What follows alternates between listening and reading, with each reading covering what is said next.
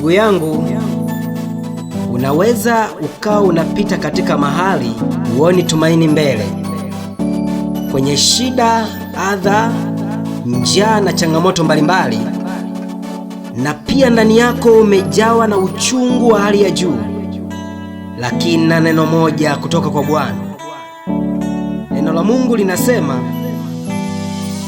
pale fahamu za kibinadamu zinapofika mwisho, ndipo Mungu anapoanzia kutenda jambo kwenye maisha yako. Usiogope unakokwenda, kwa kuwa Mungu anajua hatima yako.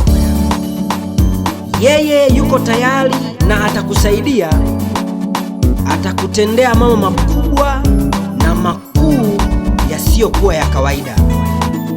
Amen.